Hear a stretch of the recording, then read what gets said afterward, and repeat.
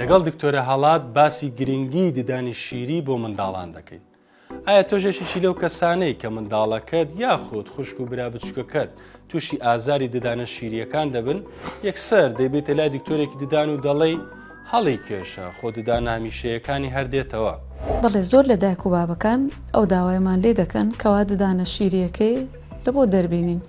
بەڵام ددانی شیری زۆر پەیوەستە بە جۆر و شوێنی ددانەکە لە ناو دەوی منداڵەکە. لە بۆ نمونەگە منداڵێکی 6 ساڵان بێت و ددانەکانی پێشەوەی زۆر کلۆر ببن، ئەوە پاش گرتنی ئەکسرەی یان تیشک ئەوە لە بۆی دەردێنی لە بەرەوەی تاکیدین کە ددانەکانی دی لە دووی دێن ددانە هەمیشەیەکان.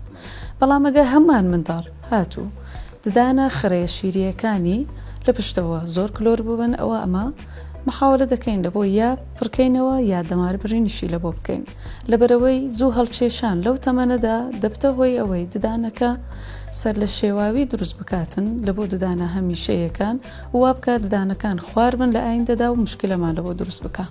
بەڵێ دکتۆرە، باش ئەگەر ددانەکە خۆی زۆر خراپ بوو یعنی هیچ بەکەڵک نەمابوو خۆ هەر دەبێ هەڵی کێشن، ئەو کات چارەسەرەکە چییە؟